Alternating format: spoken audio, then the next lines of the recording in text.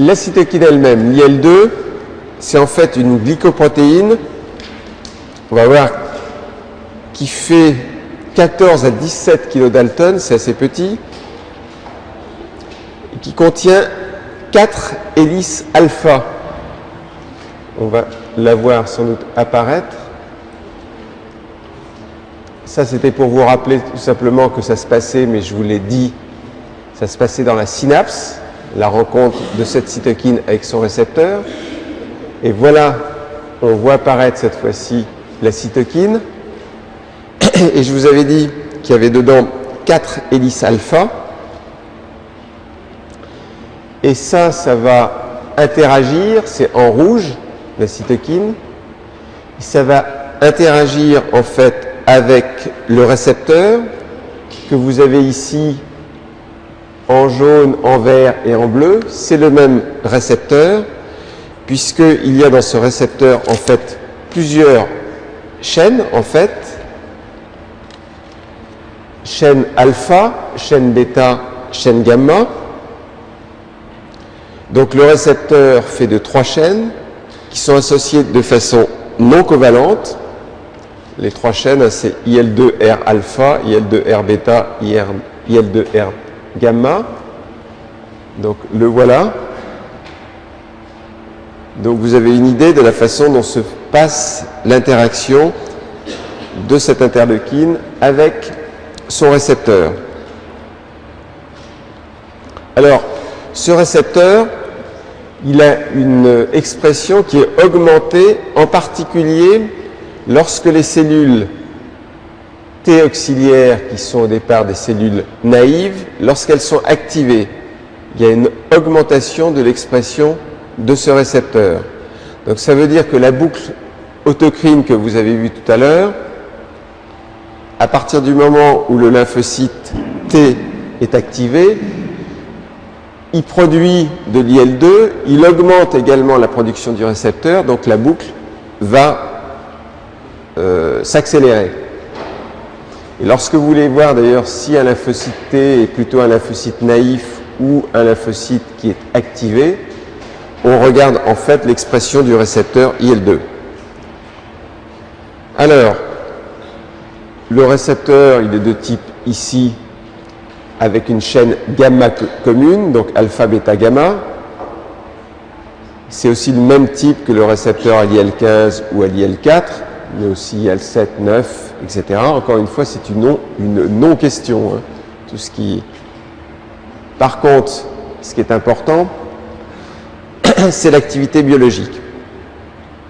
Alors, l'IL2, c'est absolument nécessaire pour la survie et sans doute pour la fonction de ces cellules que vous voyez au milieu, qui sont un petit peu particulières, qui sont des cellules T régulatrices. Quand elles sont en orange comme ça, c'est très important. Donc, première action, celle du milieu, c'est pour le développement de ces cellules T régulatrices que l'on ne connaît pas vraiment bien, mais bon. Ensuite, l'IL-2, ça stimule, on l'a vu, la survie, la prolifération et la différenciation des cellules T qui sont activées par l'antigène. Donc ça se passe ici, à partir du moment où la cellule T commence à être activée par l'antigène, l'IL-2 stimule prolifération, différenciation. Et aussi, vous voyez cette fois-ci sur la droite, que l'IL-2, ça assure la promotion, ça stimule la prolifération et la différenciation des cellules NK. Ces cellules NK stimulées par l'IL-2, elles vont devenir beaucoup plus actives et ça va devenir ce qu'on appelle, ce qui est une invention française, les LAC. LAC, c'est pour LAK, et LAC, ça veut dire en fait Lymphokine Activated Killer Cells, c'est-à-dire que la cellule NK, qui était naturellement tueuse, ses potentialités pour tuer sont augmentées avec les lymphokines. Et c'est un garçon qui s'appelle Thierry Hersant qui a bien caractérisé les LK, les LAC. C'est des cellules qui sont importantes dans la réponse immune antitumorale parce que les cellules tumorales également sont capables, pour échapper au système immunitaire, de diminuer l'expression des molécules de classe 1 ou de classe 2. C'est un mécanisme classique d'échappement des tumeurs aux effecteurs du système immunitaire et les cellules NK peuvent encore agir. Donc, importance des cellules NK à la fois pour la lutte contre les cellules viro-infectées, mais également contre les cellules malignes. Ça va vous rappeler que c'était une fois que la cellule T voyait l'antigène qu'elle produisait l'IL-2. Alors, interleukine 4 maintenant. Interleukine 4, vous la voyez apparaître ici. Visiblement, c'est produit par des lymphocytes T cytotoxiques.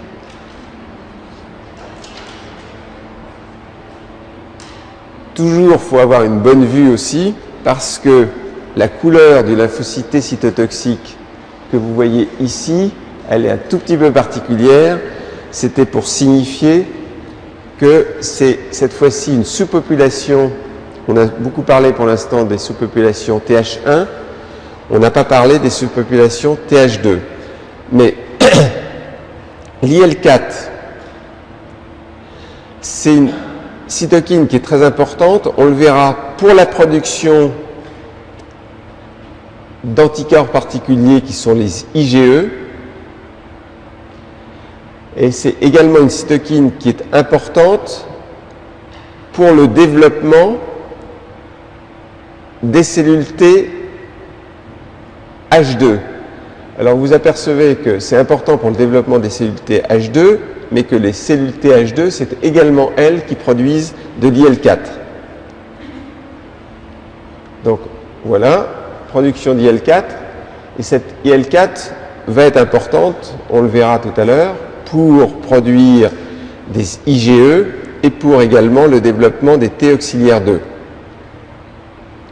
Alors, l'IL4 comme l'IL2, ça fait partie de ces cytokines qui ont ces 4 hélices alpha.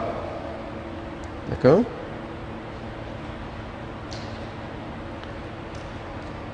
Une autre cellule dont je ne vous ai pas parlé là, alors qu'elle est sous votre nez, et ça veut dire également sous le mien, et qui produit l'IL4, c'est les mastocytes. Les mastocytes, ça produit aussi IL4. Donc cette cytokine avec ses 4 hélices alpha. Le récepteur, ici, on le voit, c'est de la même famille que le récepteur de l'IL2, donc comme tout à l'heure, avec 3 chaînes donc. Donc celui-ci, non, il n'en a que 2. Que 2 chaînes. Très bien. Pas se formaliser, hein. Ensuite, action biologique, on l'a vu produit. Qu'est-ce qui fait l'IL4 ? L'IL4, c'est la principale cytokine, d'abord, pour promouvoir le changement d'isotype pour que les immunoglobulines soient des IgE ou des IgG4. Donc, première chose, principale cytokine pour stimuler en fait les lymphocytes B pour qu'il y ait un changement d'isotype vers IgE ou IgG4. Alors, qui vous dit IgE, ça veut dire que ça va favoriser l'allergie. L'IgE est un médiateur, les IgE sont des médiateurs extrêmement importants des réactions d'hypersensibilité, des réactions d'allergie. Hypersensibilité, vous le verrez, de type 1, vous saurez tout ça. Aussi, ça promouvoit encore une fois le changement d'isotype vers les IgG4. Ensuite, ce que vous voyez au milieu, c'est que ça a une influence importante sur la balance, dont vous avez vu qu'elle était importante entre TH1 et TH2, puisque ça va vous promouvoir la différenciation et l'expression des cellules TH2, et ça vous inhibe la différenciation des cellules TH1. Alors, si on regarde là, vous vous rappelez ici, TH1, immunité médiation cellulaire, ici TH2, production d'anticorps, et pour la première fois, ce que vous n'avez pas encore vu, la balance, cette fois-ci, elle penche là. D'accord? C'est l'effet de l'IL4, ça va vers les TH2.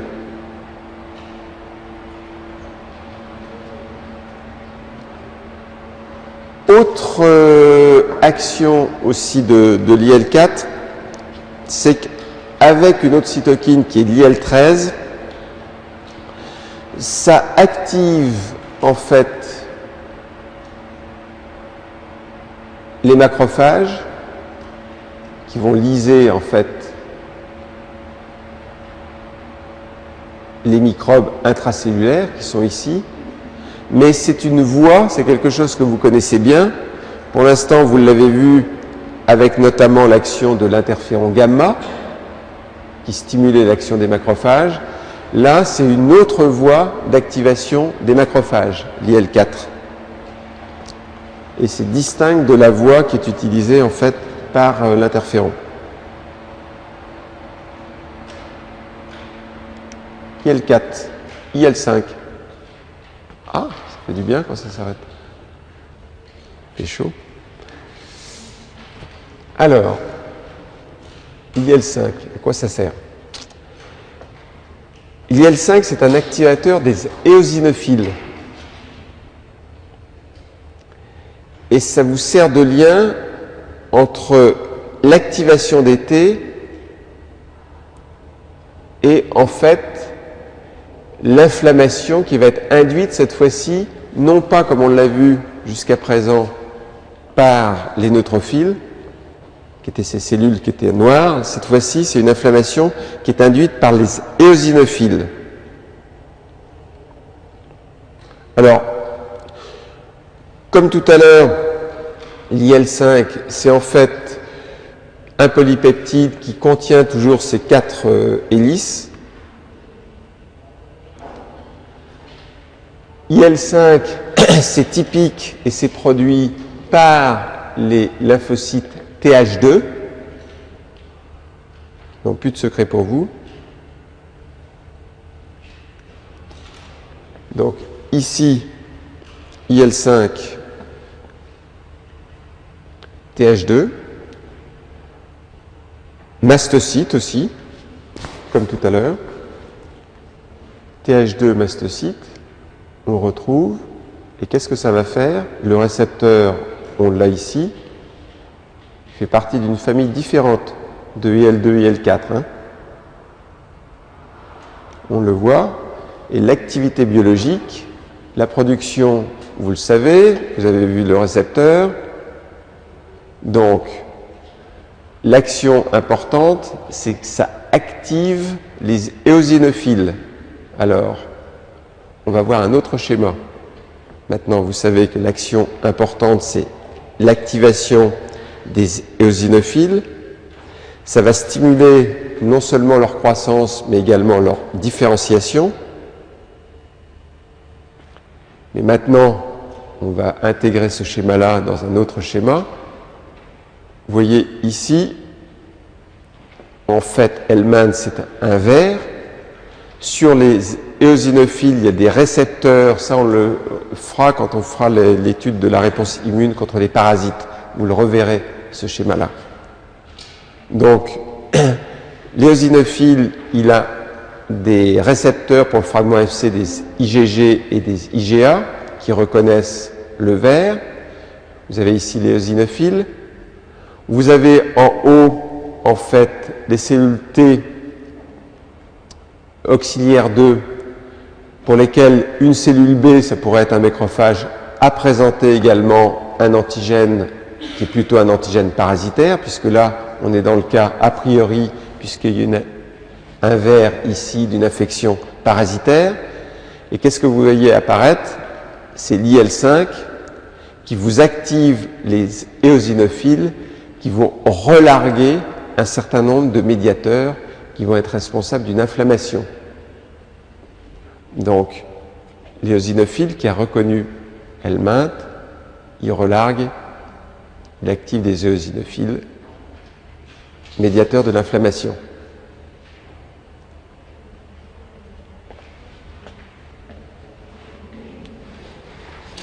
Donc, IL5. IL13. IL13, c'est assez similaire à l'IL4 et également l'IL13 comme l'IL5, ça vous sert à vous défendre contre les parasites. IL13, c'est produit par les T auxiliaires 2, mais aussi, et ça c'est nouveau, pour l'instant vous aviez surtout vu la production par des T auxiliaires 2 et par des mastocytes. Là, l'IL13, c'est également produit par des cellules T cytotoxiques, par des cellules NKT, ces cellules un petit peu particulières dont on a parlé,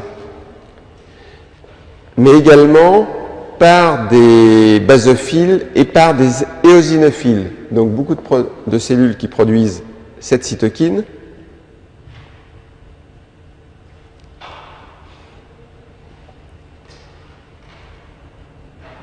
Le récepteur de cette cytokine, on va le voir apparaître, il est ici. Ah, lui, récepteur cytokine de type 1, il doit être noyé là-dedans. Il est là, l'IL13, voilà.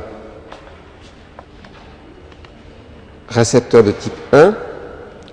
Donc, le récepteur, il est exprimé sur plein de cellules, des cellules B, des phagocytes mononucléés, des cellules dendritiques, des éosinophiles, des basophiles, des fibroblastes, des cellules endothéliales, des cellules de l'épithélial bronchique. Bon, ça fait beaucoup.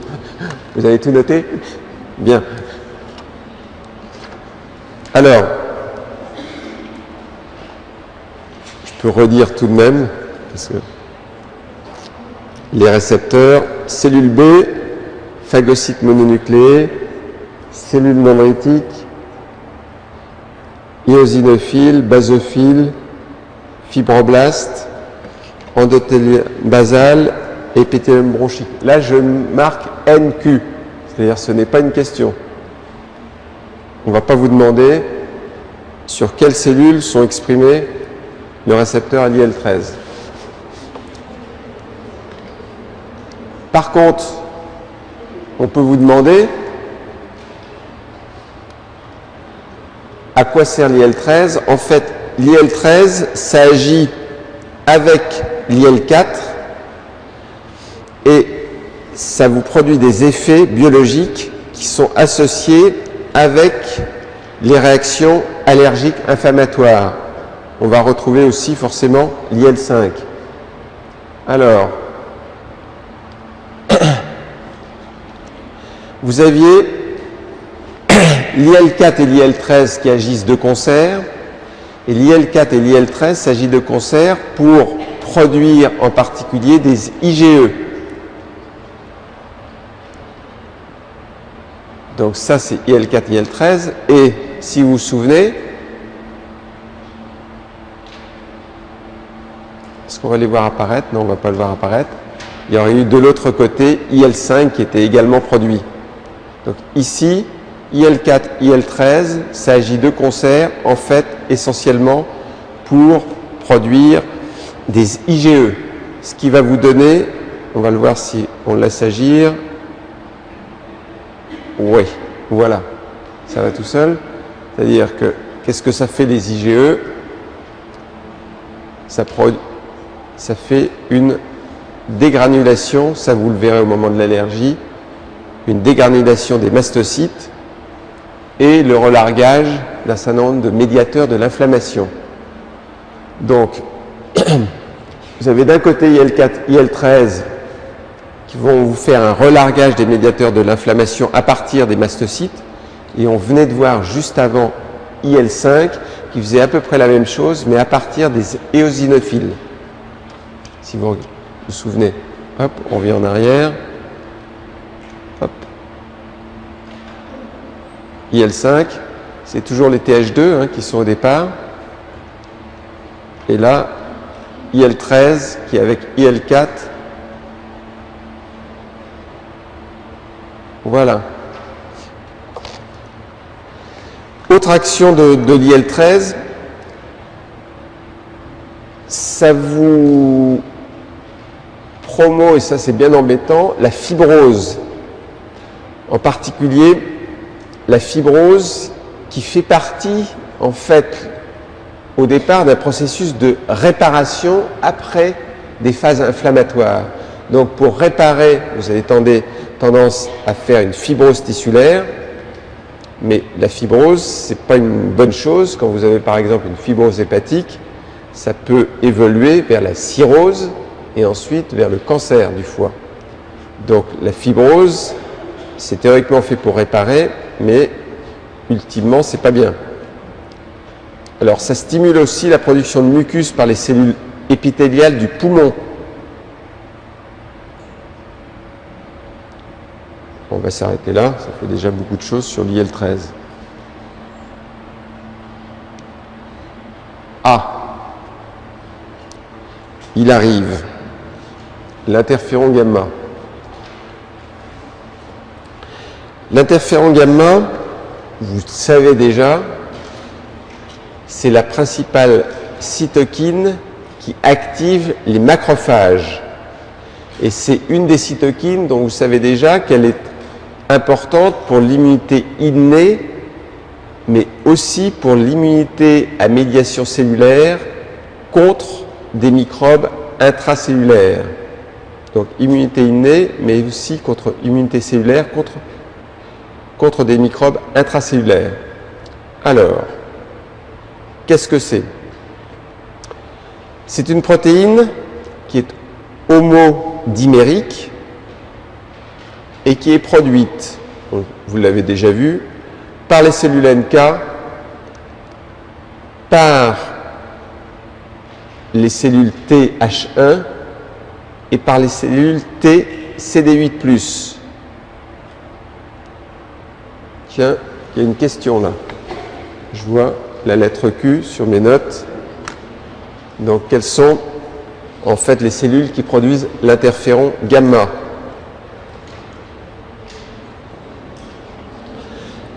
L'interféron gamma, ça fait vraiment partie de ces cytokines qui vous signent l'appartenance des cellules T auxiliaires à la sous-population des cellules TH1.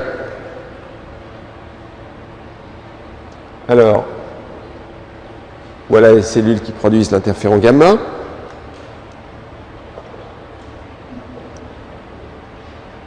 Ça, c'est pour vous rappeler, vous les avez déjà vus ces schémas-là, que l'IL12 c'était en amont, en fait, et ça allait vous promouvoir la production d'interféron gamma, vous le savez déjà ça, pour l'activation des macrophages. Récepteurs, en fait, il y a deux structures homologues, et ces récepteurs qui sont appelés interféron gamma R1 et interféron gamma R2. Donc, c'est composé, le récepteur, de deux polypeptides homologues qui appartiennent à la famille des récepteurs de type 2, on va les voir là ici, voilà. Donc deux structures homologues, interféron R1, R2, récepteurs de cytokines de type 2. Bien. Action biologique. Ah. Maintenant, on a produit l'interféron gamma. À quoi ça sert? Bon, ça sert tout simplement à activer les macrophages. Pour ces macrophages tuent le microbe qui a été phagocyté, qui est à l'intérieur. Alors,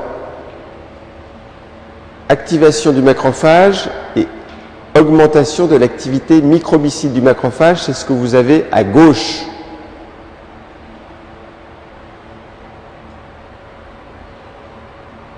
Autre action, on a vu que c'était important, ça va vous promouvoir le développement, et c'est ici le développement de cellules T H1.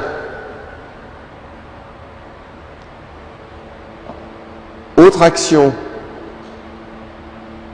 ça vous change l'isotype des anticorps, ça veut dire que l'interféron gamma, ça agit sur les cellules B pour promouvoir en fait la commutation de certaines ou vers certaines classes d'immunoglobulines et notamment, en tout cas chez la souris, vers les IgG2. Chez l'homme, ça vous pousse à faire des IgG tout simplement. La souris, c'est un bon modèle, mais ça m'intéresse moins. Autre action, ça, très important, ça vous augmente, et on le sait, l'expression des molécules de classe 1 et de classe 2 du CMH. Donc ça vous augmente considérablement la présentation de l'antigène. Et si vous avez, si vous vous en souvenez, peut-être que vous en souvenez pas, vous vous souvenez du protéasome, cette espèce de cylindre qui est à l'intérieur de la cellule dans lequel passaient les protéines pour qu'elles soient... et dans le protéasome, il y avait des molécules qui étaient LMP2 et LMP7.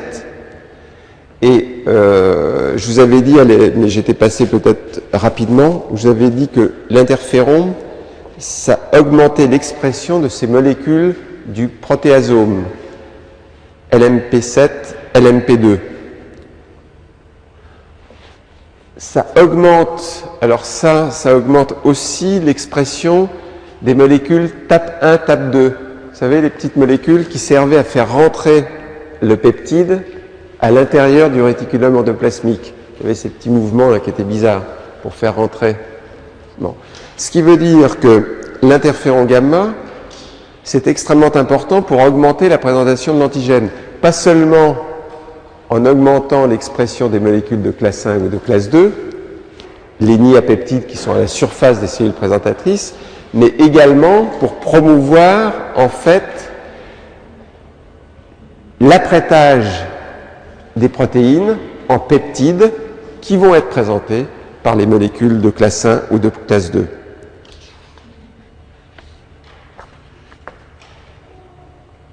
Alors, curieusement, par rapport aux interférons de type 1, si vous regardez l'utilisation clinique de l'interféron gamma de type 2, il y en a finalement assez peu parce qu'on l'utilise surtout dans des affections sévères qui sont les granulomateuses septiques chroniques.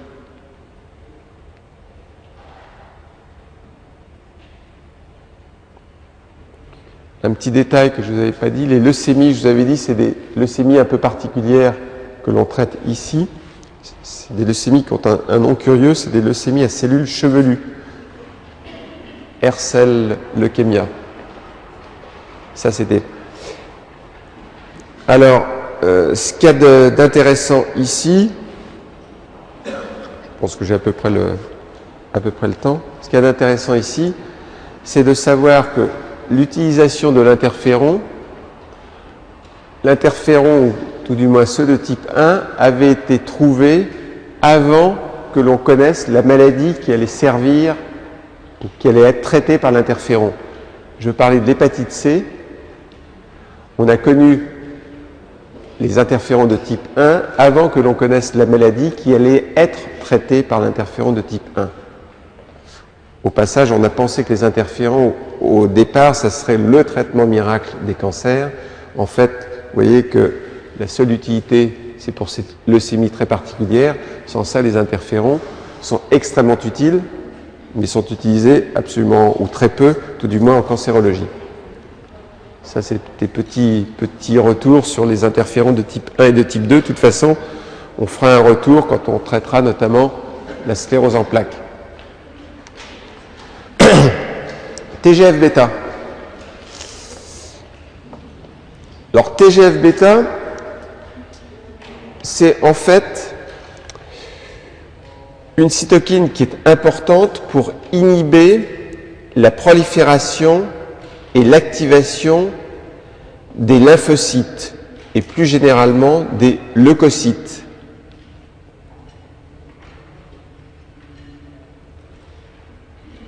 Alors ça c'est produit en fait, TGF-bêta, par des cellules T qui sont stimulées par l'antigène. Donc là, à nouveau, on voit la cellule T, et vous avez vu assez rapidement, stimulation par l'antigène, et cette fois-ci l'antigène, le TGF-bêta, contrairement à ce que vous aviez vu, c'est vraiment une cytokine qui est là pour freiner le système immunitaire. C'est une protéine qui est homodimérique. Est-ce qu'on va voir le récepteur? Non, on ne va pas voir le récepteur.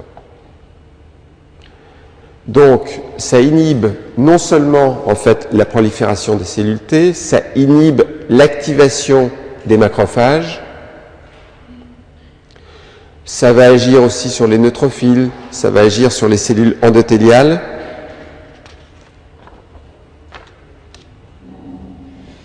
La seule action stimulatrice, ça n'est pas pour rien, c'est le fait que ça va stimuler la production d'anticorps IgA.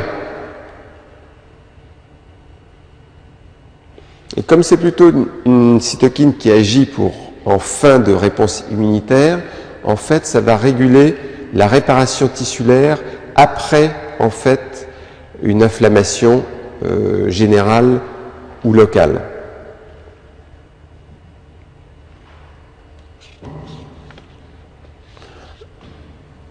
Alors, parmi les autres cytokines de l'immunité adaptative, dont on va parler maintenant, vous en avez une dont vous vous souvenez peut-être, que vous avez vue brièvement, c'était en fait le TNF-bêta. Vous avez dit qu'il ne faut pas confondre le TNF-alpha avec le TNF-bêta. Et le TNF-bêta, c'est aussi ce qu'on appelle lymphotoxine. Alors ça active en fait les neutrophiles.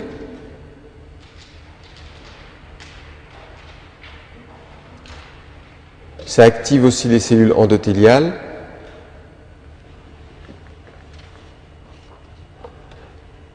Alors, je vous fais cadeau de l'IL-17, de l'IL-21. Simplement, vous retiendrez que c'est des cytokines de l'immunité adaptative.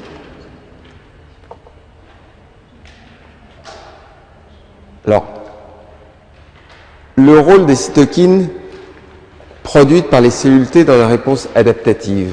Là, on retrouve exactement ce que l'on a vu déjà, c'est-à-dire les sous-populations TH1, TH2, qui vous orientent vers des réponses à médiation cellulaire, vers la production d'anticorps. Et en fait, toutes ces cytokines que vous venez de voir, elles font la promotion, une fois que vous avez présenté l'antigène aux cellules T, elles vont promouvoir en fait l'expansion des cellules T et vont orienter ces cellules T soit du côté TH1, soit du côté TH2. Si c'est un microbe intracellulaire, vous allez pousser, ou ça va se faire de telle sorte que ça va faire plutôt une réponse TH1, avec notamment la production d'interférons, qui est ici, mais qui est toujours produit par les TH1. Par contre, si vous avez un parasite, ce sera plutôt une réponse de type TH2, et vous voyez apparaître dans la réponse TH2 IL4, IL10, IL13, IL5. On a parlé en particulier IL4, IL10, IL13, IL5, IL6, j'en ai parlé aussi.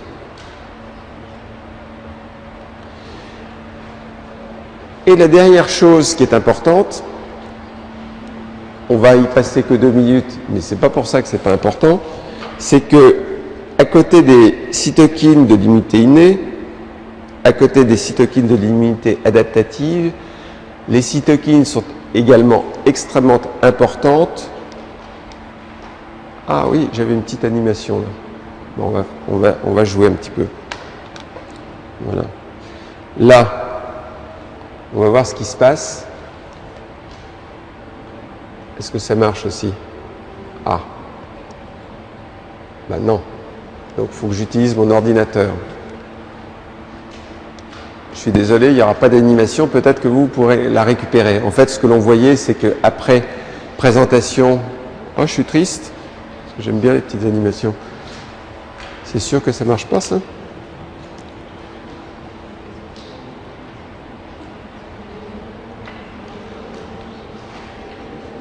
Non, visiblement, ça ne marche pas. Bon, désolé. Ce que l'on voyait, c'est qu'après présentation de l'antigène par les cellules présentatrices d'antigène, il y avait la différenciation des T auxiliaires en cellules TH1 et on voyait toutes les cytokines interagir entre elles. Bon, bah tant pis. Désolé. Donc ça veut dire qu'il faut que je continue à employer mon propre ordinateur. Bien. Les cytokines, c'est extrêmement important aussi pour stimuler tout simplement l'hématopoïèse. Et là, vous voyez réapparaître, il y en a des nouvelles cytokines, mais vous voyez apparaître des cytokines dont on a parlé déjà. Il y avait ici IL6, IL5, IL3. Donc, on s'aperçoit qu'en dehors des cytokines dont on a déjà parlé, il y en a d'autres dont je ne vais pas parler parce que ça, c'est beaucoup plus, je pense, en hématologie que vous voyez ça.